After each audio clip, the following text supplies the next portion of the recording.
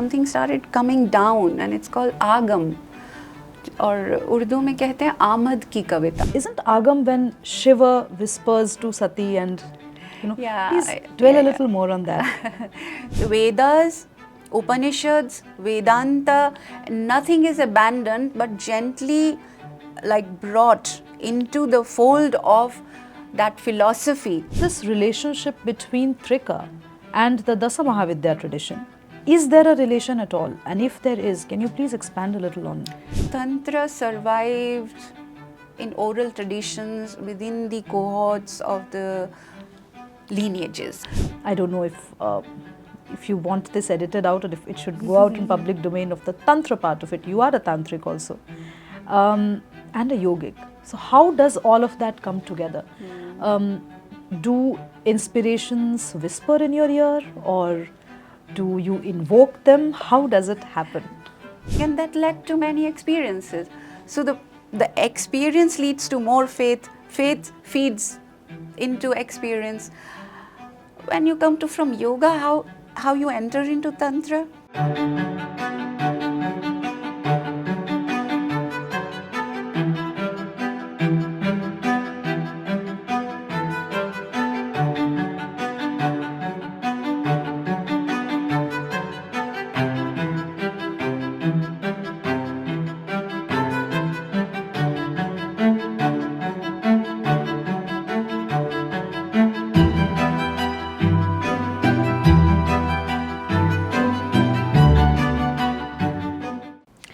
Hello and welcome to another episode of The Churn. In today's conversation, we are going to speak to a poet, a writer, a translator, a memory keeper in fact, and somebody who is really invested in the Trika tradition of Kashmir Shaivism. That's her area of expertise, that's her area of forte, is what she says. But I also feel that it's beyond Trika and Kashmir Shaivism. It's her empathy and her connection with words, with nature, with the whole idea of being that makes her the writer that she is. In the folds and strokes of her words and her poetry, there's an urgent need to explore the whole idea of being. And today we are going to unpack this and many more aspects of her writing. Alka Tyagi ji, welcome to The Churn, and I hope we do justice to the kind of work that you've produced so far. Thank you, Shubhrasta. Yeah. Poetry has been the primary engagement because it's like creation, as poet is called the Kavi. Kavi is the creator, and I'm happy that you touched that vein about me, although many other dimensions during the journey of life have been evolving, and I have been growing with other dimensions, but poetry remains a consistent engagement. So Alka ji, while I was introducing you, I realized that I've left a very important aspect of your life, which is that you teach at the Delhi University and you teach English at the Delhi University, but you're comfortable in Sanskrit, Hindi and English. Before we get to the philosophical part of the conversation, I want to know, how did A, poetry happen to you, and B, how did Kashmir Shaivism happen to you? How did you find your feet there? Poetry, I think, was like, I used to question the very existence of God. So there used to be dialogues with the unknown, the unseen. So I used to write, and to tell you the truth, it was one of our English teachers in class 8th or something who said that you must write a journal so that you will not only improve your language, you will develop a style. So for that sake also I used to write. However, the true poetry began to emerge at a later stage when I first went to Munger, and I think in 2002. So all that I wrote before that appeared to be like more of a construct, a person trying to find a voice, trying to rather superimpose the mainstream ideologies onto my own being, which was completely untrue. So I actually trashed everything I wrote before that. And there I found some authenticity in my own voice. In fact, what happened, and I think as we were talking before this, something started happening, like something started coming down, and it's called agam.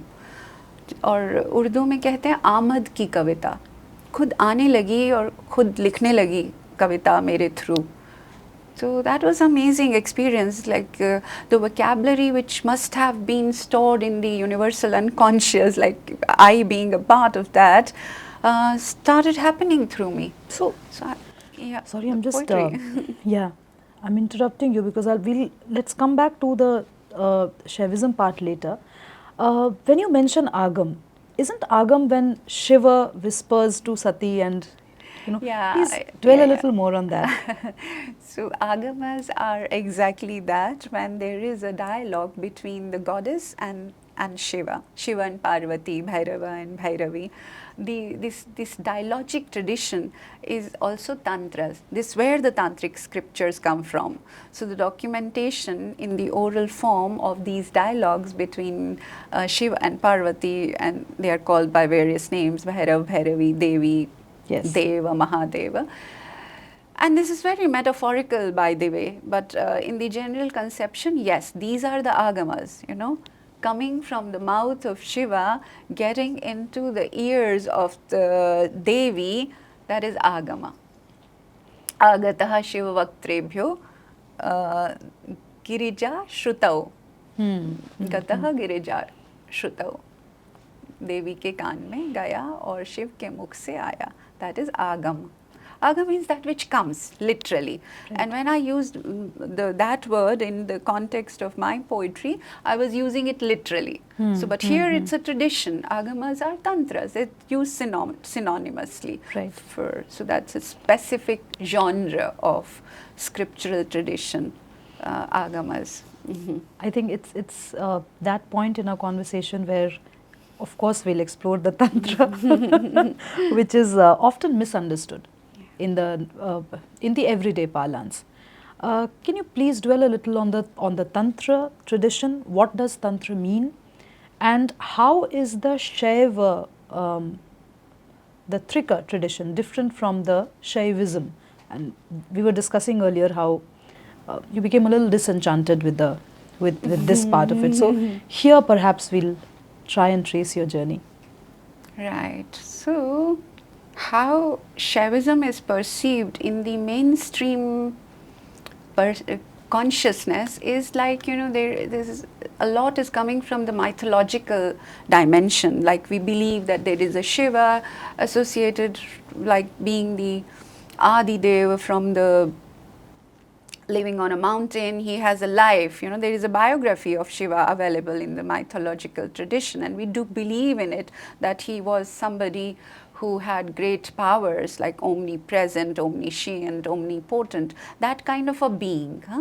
So that tradition is called the where the Sakar is being revered and invoked, and devotion, bhakti, Shiva bhakti, which is called. And this is common across the continent. This is called Pauranic Shaivism. Right. And Pauranic Shaivism is more mainstream and invokes the god Shiva, who is of course a deity with a form, with attributes with which we relate. But Kashmir Shaivism is called Shaivism because it not only upholds this mainstream Pauranic Shaivism, but it gives it a parallel metaphysics where it completely transforms the paradigm and takes this adds another dimension, which is the dimension of a very scientific philosophical exposition of this entire order of tantras, spiritual tradition, the ancients, you may say, like where Vedas Upanishads, Vedanta, nothing is abandoned but gently like brought into the fold of that philosophy which was exposited in Kashmir by the acharyas who were alive between 9th and 13th centuries, like Acharya Abhinav Gupta, and before him his masters, like beginning with Somananda, Utpaladeva, Abhinav Gupta, and one or two more generations, so between 9th and 13th centuries. To qualify further your question, like how this Shaivism and Kashmir Shaivism. See, Kashmir Shaivism is a term which became popular only in the last century, in 1918, almost 100 years ago, when a Bengali scholar, J.C. Chatterjee, he was writing in English about, he wrote introduction to basically Trika. But he used, because this was being preserved in Kashmir, so he said Kashmir Shaivism. So from that point onwards, in the international perception, Trika became Kashmir Shaivism. But Trika is very different from the mainstream Puranic mythological. How? As I said, it also offers a very, it offers a metaphysics, a darshan, a way of looking at things not only through belief but through logic. So there is a belief system. You have to believe in Shiva, that there is a mountain where he sits and he sits in samadhi, and Parvati is his Ardhangini, etc. So that faith has, that relationship of faith and Shraddha has to be there to invoke that devotion in your heart, which then leads to, kind of you gaining the powers of Shiva. Why do you devote yourself to a god? Because you want his powers or his grace upon you. So this tradition requires Shraddha. It's a prerequisite here. But in Trika, even before Shraddha, it's a darshan, it's a way of perceiving the reality, the foundational reality of existence. And this system is so impenetrable that it held me since I went into it. Yeah, 2006 or so. So Alka ji, while you were speaking, I couldn't help but remember the Dasa Mahavidyas and the Trika tradition. So from whatever you were saying and whatever I've been able to read up, of course there is an interaction between Shiva and Shakti, and it can happen either in the Puranic, the mythological story format, or it can happen at the level of energy or at the level of philosophy. So what is this relationship between Trika and the Dasa Mahavidya tradition? Is there a relation at all? And if there is, can you please expand a little on that? See, if you come to Trika, there are innumerable Shaktis of Shiva. It's very esoteric, and it talks about 12 Kalis. Okay. And the tradition of Dasha Mahavidyas is again like, it's Shakta tradition, Shakta Tantra. So there are these Shakta Tantras, Shaiva Tantras, Bhairava Tantras, and some Tantras of the Ganapati and Vaishnava and Saur Tantras. They are now not extant. So Dasha Mahavidyas belong to the Shakta tradition completely. But within the Shaiva tantric tradition, and including Trika, the goddesses would be assimilated in other forms with some little attributes changing here and there. Dasha Mahavidyas are very much there within the Trika tradition, which is you may say, the source text is Tantra Lok. And in Tantra Lok, when Acharya Abhinav Gupta in chapter 4, for instance, talks about the 12 Kalis, you will see that how the Shaktis, even like Mahatripura Sundari, is in another, like Manthana Bhairava Tantra. These are the Bhairava Tantras, and Kashmir Shaivism bases its philosophy on the Bhairava Tantra. So there is a Manthan Bhairava Tantra in which there is tradition of Kubjika. So when you say Kubjika, and here in this down south you say Tripura Sundari, you will see how the attributes, like somewhere the Kubjika becomes dominant, somewhere the Tripura Sundari becomes dominant. Sometimes they are like very part of the same realm. Like, you know, if on the trident there are 3 Devis, para, para, para, apara, and within the Kubjika, if her 5 faces, Tripura may be one of her faces. So similarly, I would say that Dasha Mahavidyas are tantric, but they are not present as such within the Trika. So they would be in a different context. So what happens, just to clarify this, that, you know, Tantra survived in oral traditions within the cohorts of the lineages. So a lineage would have a specific charya, means conduct, a specific yoga, means a specific kind of ritualistic part, specific kind of ethics, which is actually charya. Charya, jnana, yaga and kriya. And what's yaga? Yaga is the ritual part. Okay. Yaga literally means yagna, Okay. but it means the rituals. So Vidya will be one part, which is jnana. So there is a knowledge tradition within a cohort that this knowledge we ascribe to. We ascribe to Shaiva Tantras, we ascribe to Bhairava Tantra. So they will work within that knowledge system. Like, you know, how the cosmogony is exposited, what is the hierarchy between the masculine and the feminine, and so on and so forth. And then charya part, what should be the conduct of the sadhaka, the initiate, that's charya. Then what is yaga? Yaga is like what rituals you will participate, adikshita, and initiate, what are the rituals. And then kriya, kriya is also a part of ritual only. Kriya would include, say, certain practices of yoga, asanas, etc., mantras. So every cohort will have its own, these 4 dimensions of vidya, charya, kriya and yaga. So yeah, so tantras are very prolific, and you have to find your way only through cohorts, only through lineages. And initiation? Initiation is the prerequisite. Diksha is the prerequisite for understanding Tantra, for practicing Tantra. What is that one myth about Tantra which you would, if given all the powers in the universe, you would want to dismantle?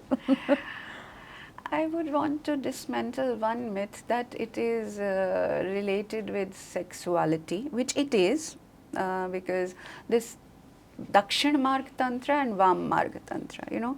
Dakshin Marg Tantra is involves ritual, but it leaves out the more grosser part of the practices which are practiced in the Vam Marga. But, you know, in the overall picture of Shaiva Tantras, there is nothing sacred or profane. So the Vam Margis also, who do the Panchamakar, in which sexuality is a part, it is sanctified, it's a process, it's a kriya. It's not like lust, like, you know, pursuing the lust or indulgence. It's rather a yogic practice. So in the modern times, what happens,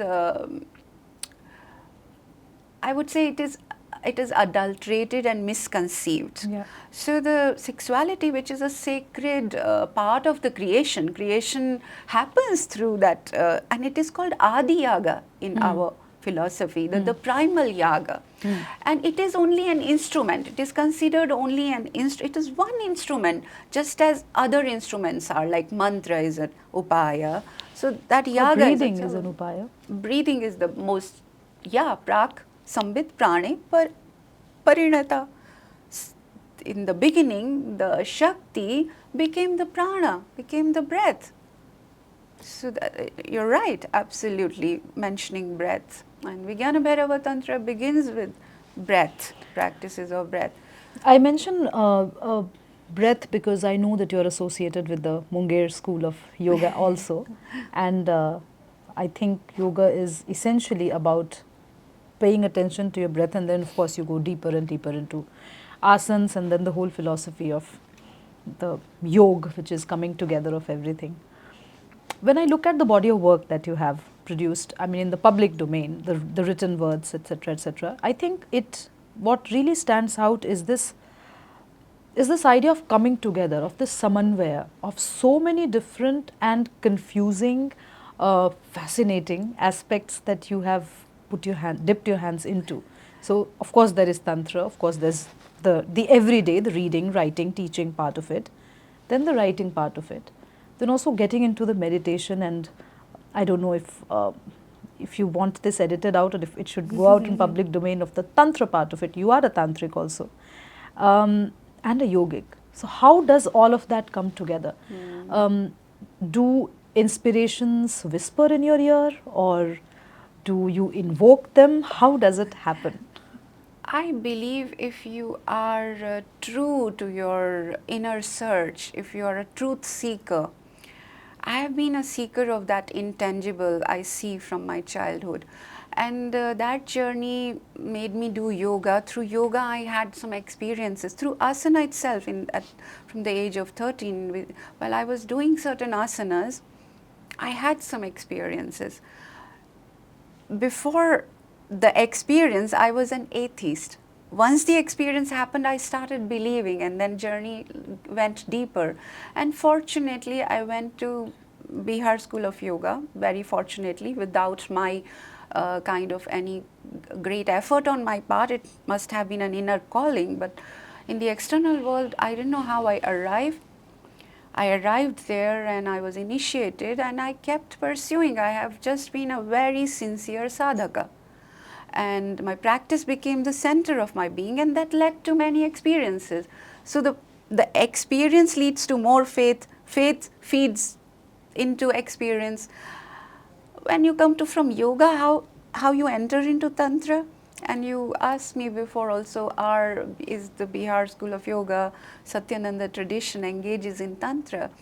Yeah, Tantra is not, it's just like, seems to be a bad name, but Tantra is the most effective instrument of expansion of consciousness, and it's the most immediate upaya, method to have that feeling in the very self, like swa-anubhava. Within your own self, you can experience the cosmic light, or like, that higher consciousness. You can experience it by the means of tantras more quickly than the means of yoga. Like, yoga, yama, niyama, asana, pranayam, dharana, dhyan, pratyahara, dharana, dhyan, samadhi. Tantra allows you to use all kinds of tools and gives you the experience immediately. Coming back to how Tantra is integrated in the Bihar school, so we have two centers. One is in Munger and another one is in Rikhia. Of course, our gurus, Swami Niranjan and Swami Satya Sangananda Saraswati, Swami Satsangi ji, they are highly evolved yogi, and she's a yogini, and they have gained the practices from their guru, Swami Satyananda, our Param Guru, and their practices are tantric too. Like both of them have done Panchagini sadhana, and Saundarya Lahari, that which is practiced there, Tattva Shuddhi, which is practiced and taught in Rikhya Peeth. So they have divided some kind of roles between themselves, because they are branches of the same root. So in Munger, the focus is more on spreading the yogic part, yogic aspect, and in Rikhya the focus is more on the esoteric traditions, in which Saundarya Lahari, which is coming from the Shakta tradition, but it's a tantric text, and Vijnana Bhairav Tantra, Swamiji Satsangi ji has written a text. That was my first initiation into Vijnana Bhairav, by the way, her text. And later, of course, I went to Swami Lakshmanju Maharaj's, the Kashmir Shaiva master, and also to Mark Dixkovsky. So they became my teacher, Mark ji especially, whom I lost this Vasant Panchami this year. We lost our teacher, but he's with us. But he's my teacher. So when we talk about Tantra, and we are generally, your poetry your work and the way you talk about the Trika tradition and the various tantric traditions, it talks about the universality of Tantra, right? Tantra as a universal experience. Do you think it also depoliticizes, say, the women who practice Tantra? Because there is a certain, I keep asking this question, I have kept asking this question to you also, myths around Tantra and how Tantra is perceived. Women have been at the forefront of carrying forward the tradition and also being maligned for it. Do you think conversations, the kind of conversations we are having today, for instance, in English, invoking the Sanskritic tradition, do you think it depoliticizes the entire the world in which these women have lived and have also suffered?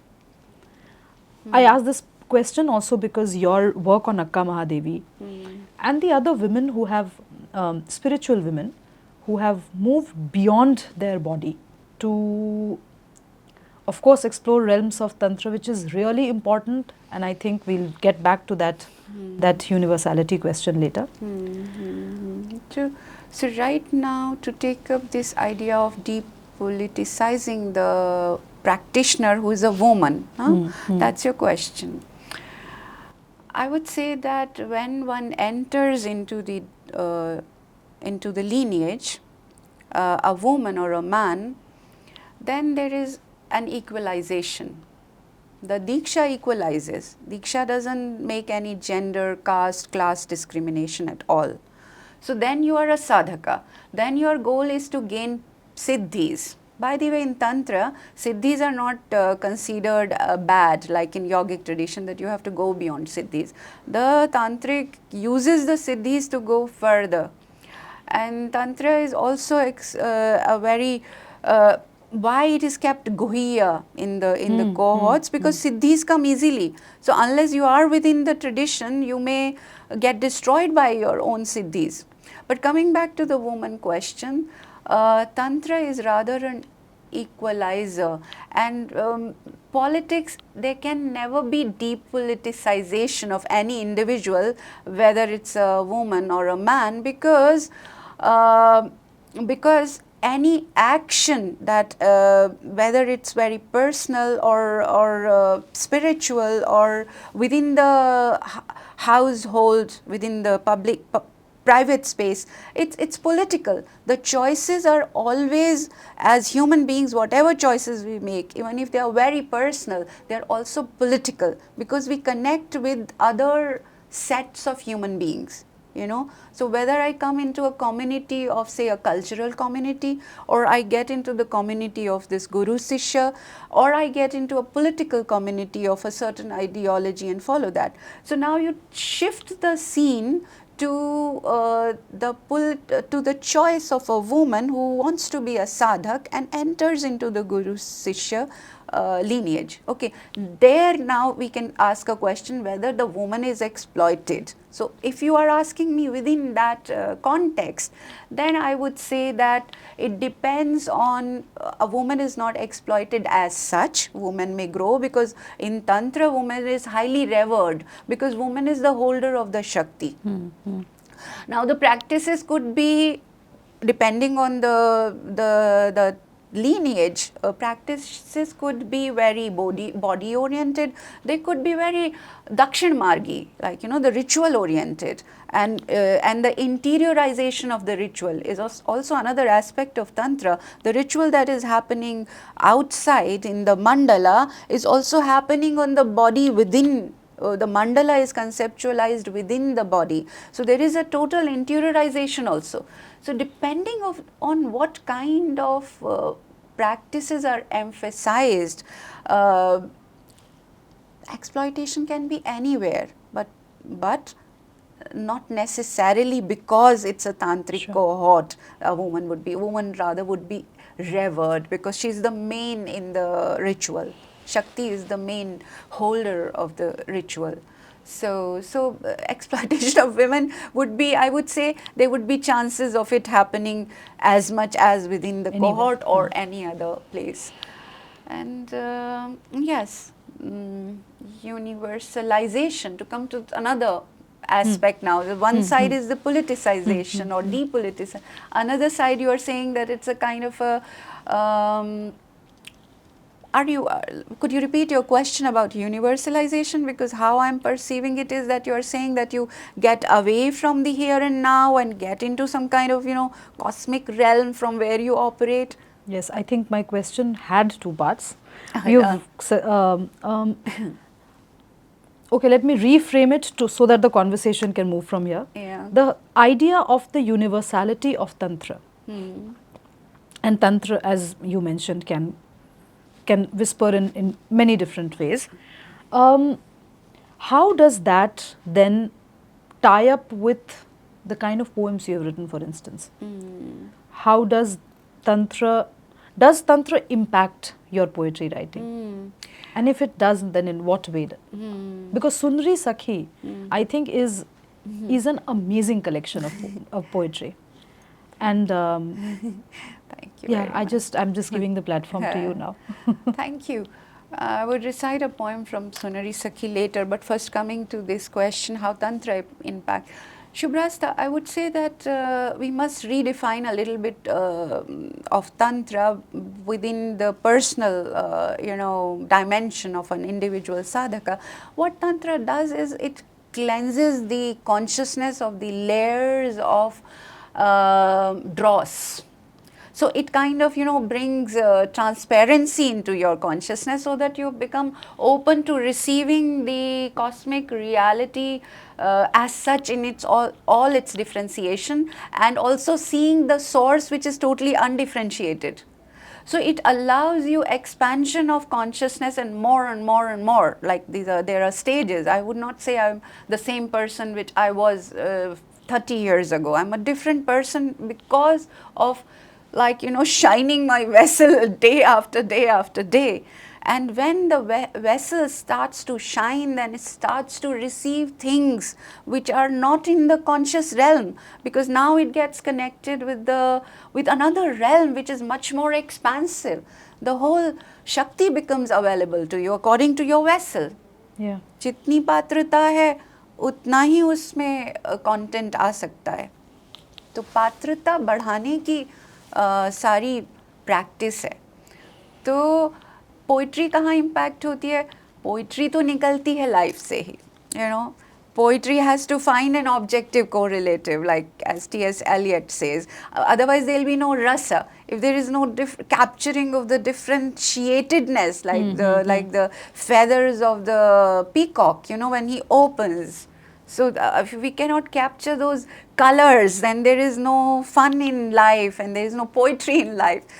So poetry has its realm in the life itself, but then what happens that life is informed by a you may say, let me use the word witness attitude, or a kind of a sitting away and observing more deeply.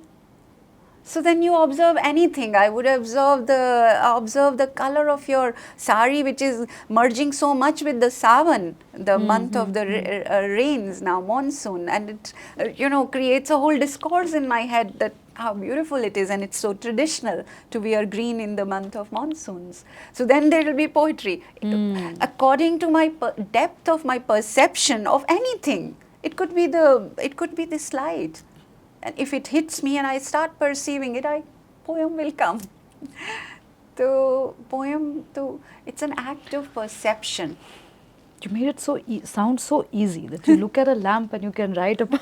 I think so. But I'm sure there's a method and a process to it. So the young poets out there who are constantly in need of some inspiration or the other, what would you advise them? I get to advise them because I also teach. So I advise them that you recognize your emotions first. All these emotions, like general emotions, which are called sthai bhavas in the, sentiments, which are precipitated to be 8 sentiments. 8 sthai bhav, Natya Shastri is talking about, which they say all human beings across all cultures have, krodha, khasya and rati bhav, the erotic, the anger. So I tell them that, just know what sentiment holds you intensely, even if it's anger, or it's like jealousy, or it is say love. Love is the most, in the young heart, love is the most dominant sentiment, but they kind of, they put sand on it and get into the energy gets proliferated, scattered into other sentiments. But I say, doesn't matter if it's anger. If you're angry, like why there are no facilities in the college, for example, or anger at anything, hold on to that intense emotion, and then find weave words into that emotion. Like it could be as literal as, like, getting angry because you did not get the food on the table, your mother was ill or something, and you are suddenly getting angry because you are hungry and you don't know how to cook, for example. Then find the objective correlatives for that emotion and weave. I have made students write poetry, and some of them have pursued, so that's very satisfying. But this is the easiest way. Like, first know your emotion and feel it intensely instead of letting it get scattered into your daily routine. Hold it. You see a rainbow, hold there. Perceive it, see the beauty. If you see a beautiful child, the face of a person, if you like it, behold it in that sanctity which it deserves from you, that respect, that depth of perception. So perception is poetry, I think. The depth of perception gives you poetry. So you have to hold on to that. So I give them this clue. Would you want to recite one of your poems? Yes, I would. Let me recite this poem, which also, when we talked about Agama, how it just came to me. And Sure, really, yes, believe yes. me, I did my Sanskrit study only after I pursued study of Sanskrit only, say, after 2008. And I came to do an MA in Sanskrit for my own sake, slowly.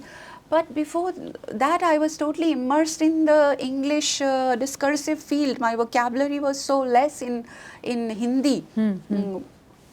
But you will see how the vocabulary here in this poem, and let me recite it for you, is just coming. And then we can come to time. How? Because now I understand those words. And the poem is called Agantuk. Oh, one of my favorites. Agantuk. And let me dedicate it to you now. It's an honor. And to your daughter Sharvi, who has come into your life as an Agantuk. So, Agantuk.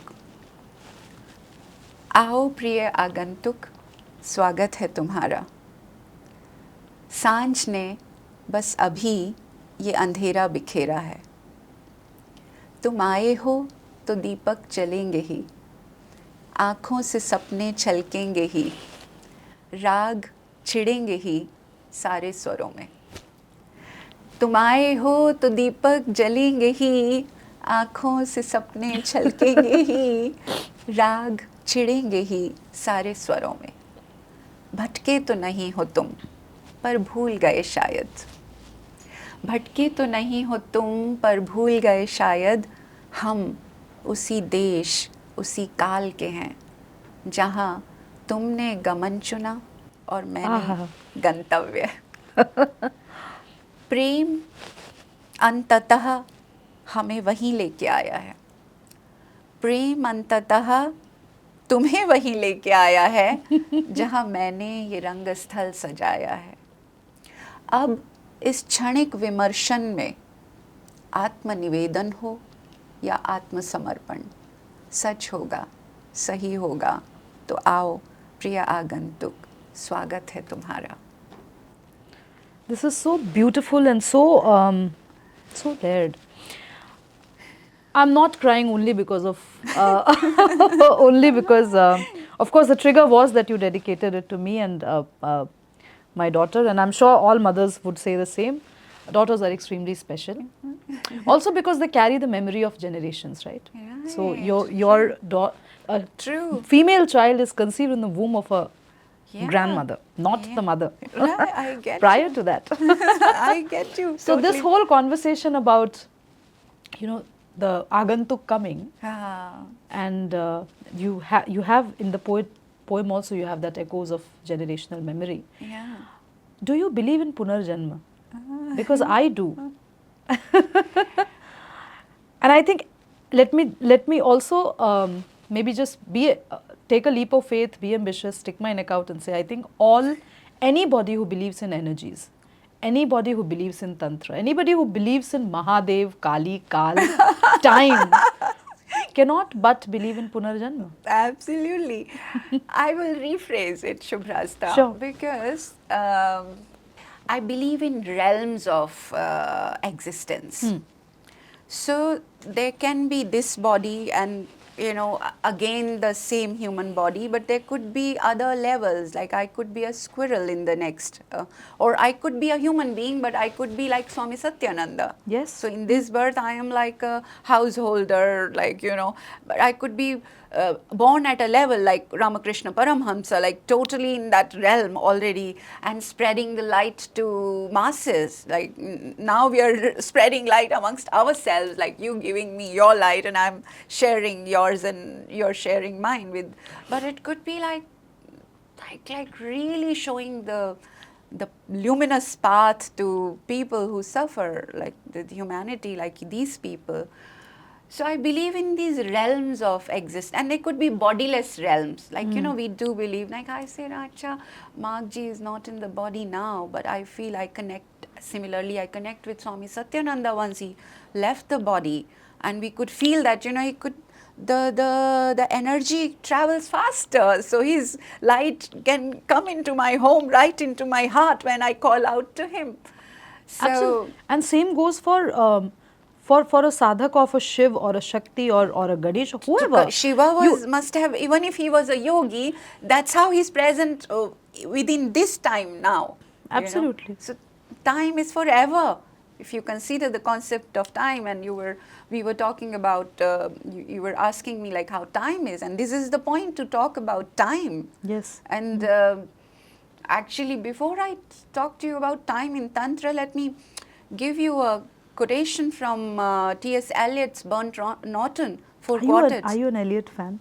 Absolutely, absolutely. Like, leaving aside, beginning the journey with the romantics and then going on to metaphysicals and finally arriving at Eliot and then nothing beyond. I love Eliot now. I love Yeats too. Yeah, some poems, yes, of course. He's much more mystical. Coming back to Eliot, because this will give you how Eliot is echoing this concept of non-linear time being ever present. And let me remember the lines. Time present and time past are both perhaps contained in time future. Wasteland? It's Four Quartets, Burnt Norton. And time future is in time past. If all time is eternally available, then what might have been is merely an abstraction, remaining a potential, remaining a possibility, in the world of speculation. So what might have been and what has been, how we conceived past and what actually happened. So what might have been and what has been point to one direction, which is always present. So it is just present. Yeah. Nothing is past or nothing is, like in Hanuman Chalisa, Bhoot Pishach Nikat nahi aave. What is Bhoot and what is Pishach? Bhoot is the past and Pishach is the future, future anxiety. And they are all, when you live in time present, you are actually living in eternity. You are living in this continuous flow of existence, which is not linear. It is our own limitation which divides time into past, present and future. because we are embodied beings. Our consciousness is bound by certain rules of this body. That's why we Also loaned. exactly. So Who knows who was what in maybe past? yogis know. In past. Maybe you're able to see your past when you gain siddhis, or your Yes, yes. future. They are able to see. There are, because then they relate with the cosmic time, which is Yes. a cycle, of and a quick one. It's like emission and absorption, this divine pulsation, which is in Trika is conceived beautifully as the spanda, the divine pulsation. So that's creation, all the time happening, all the time dissolving. I open my eyes, the world opens, the world manifests.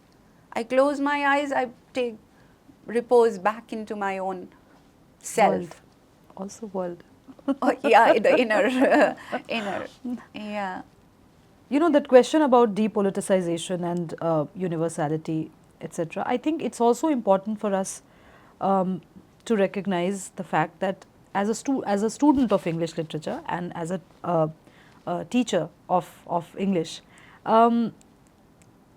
there of course is a certain way in which curricula is designed, and you impart education through that. Sometimes it's also important to move away from terms like politicization, depoliticization, and actually internalize all of that and understand where it is taking us.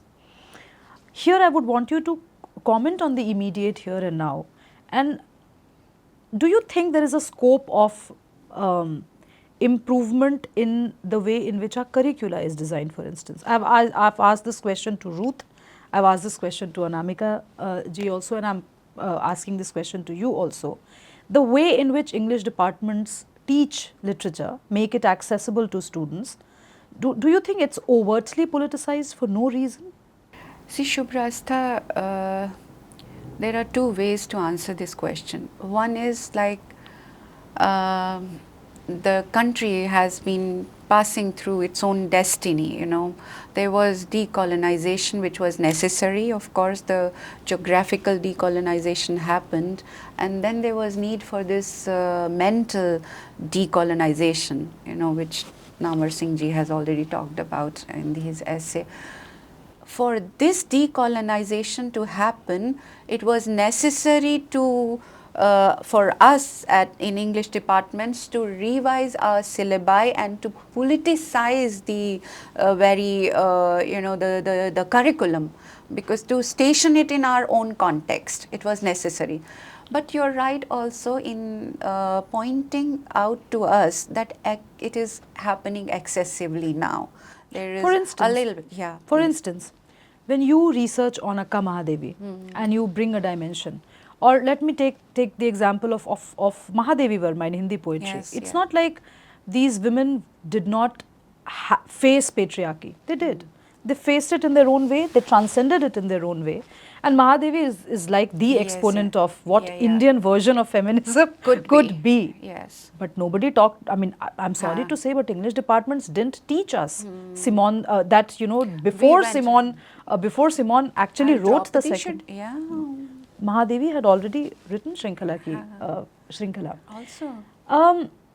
And it's not as you know, this whole conversation about, well, English department should teach only English, for sure, I agree with that.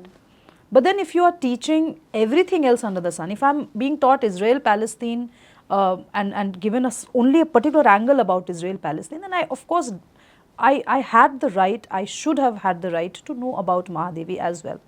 And Mahadevi would not whisper to me, because I am not an initiated soul when I get into a English literature classroom at 16, 17. Absolutely, absolutely, yes. So when you're right, like where is Draupadi in the English department of Mahadevi, for example, while the local theatre like Kanhaiya Lalji is, why can't those productions can come into the mainstream English departments and, like, you know, be a part, even this, the the script can be made available. Why can't English departments go to those, these very powerful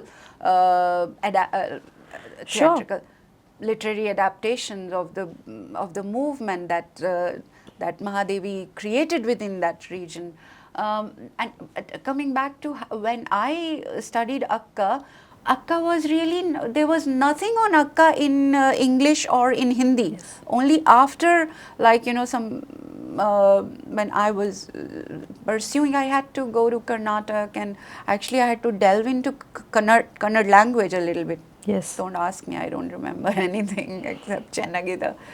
So there was nothing, no material, but they were so radical on our own soil. As you said, they challenged patriarchy. They negotiated their space, and they were highly evolved women who then influenced the generations that came after them to find agency within themselves, So these were very powerful examples for us to adapt into our courses on feminism or women's studies if we wanted. Yes, you're right. Like, why we go first to Simone de Beauvoir and not to Akka or Mahashweta Devi or Mahadevi Verma for that matter, or Amrita Pritam.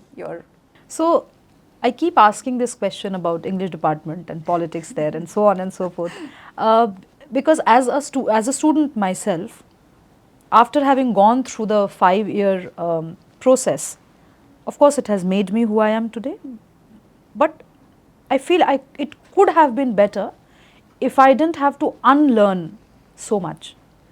The whole idea of self being first and collective being later perhaps comes from a Christian tradition.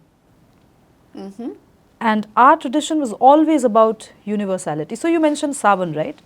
So we are a culture who will respect and revere and pay respect to right from an ant to an elephant. Yeah. One will be the Vahan of somebody. True. A Mushak is a Vahan of Ganesha, and a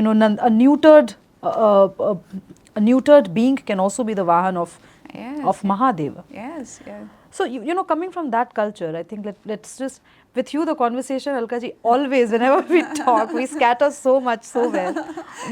Trying to frame a question for you. How do we then, when we study literature, the way it is being taught, with that activist angst, all the time it's the existential angst which takes over any conversation, even in romantic poetry, somehow. And there is angst. I'm not saying that there's no angst anywhere. But the way Indian tradition looks at literature, which has to do with rasa. Exactly. Where's pleasure? Where's pleasure in Sahitya? Because if I were to be angry all the time, if I were to make the world a better place, I might also be, pursuing, say physics or political science, or physics, and figuring out the mysteries of the world in that particular, in a technological sort of event, solving it. Right. We came to literature to enjoy words. Yes. And through, of course, enjoyment is political and all of that. I hope you got the gist of my question. I'm not able to frame it the way. I'm understanding your question. Like, why at English departments, why there is this angst to, as if, becoming interrogate everything from a socio-political lens. It should be done. But there is also a metaphysical realm. Because literature is about exploring all these dimensions. See, that's like very beautifully put right now. I'll take the thread there that rasa anubhuti is not so unpolitical after all. And let me relate it to you. Because that's the we are Absolutely, talking about why yes. not rasa nishpatti?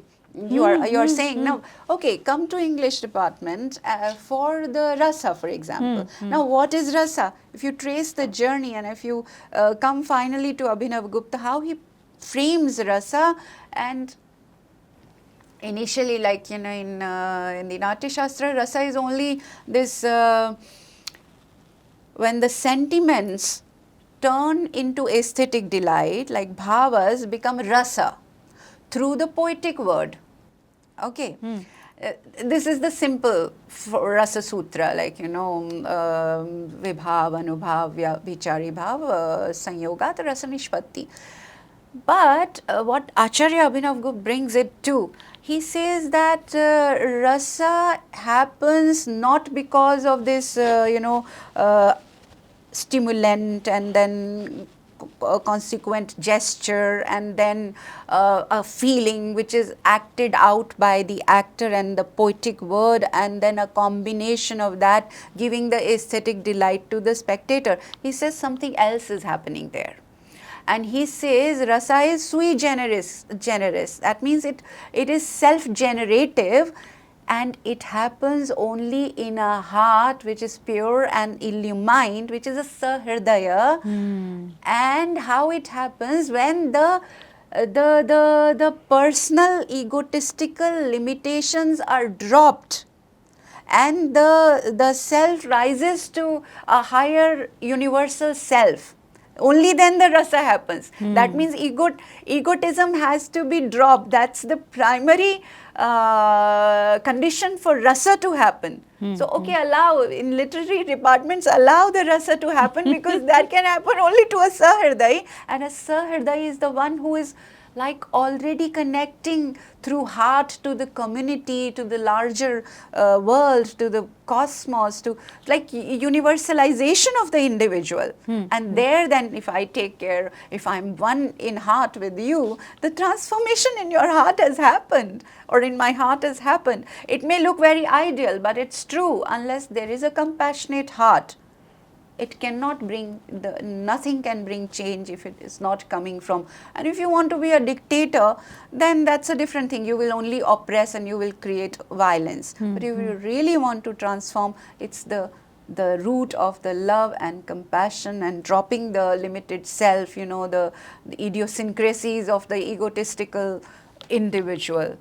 So I think somewhere here in, not only within the context of English literature, we both have gone that route, so we know that it is happening in our departments. I think it's this kind of aggression is now a norm. Maybe it's of the civilizational stage or something, and that's where, as we said, we are very, very fortunate that we have these sciences, yoga and tantra, Yes. which allow us this expansion, and they're quick for us. It's cultural. Tap into that to make that as the tool for experience. transformation. Absolutely. And drop the egotistical self. Absolutely. And gain more power, like, siddhis, and put them to social change. I think this is a cue to wrap up this conversation, Dr. Alka. Thank you so much for your time. I think a primary takeaway of this conversation, which was, by the way, meant for her poetry, but we have meandered here and there and everywhere.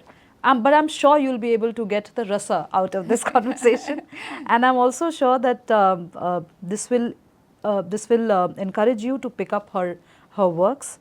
She has also translated Abhigyan Shakuntala. Not translated, I have edited that, that was a student edition, yeah. Okay. But Narad Bhakti Sutras, and now soon Bhavana and Bhairava in Trika Shaivism. That will come in 2 months or so.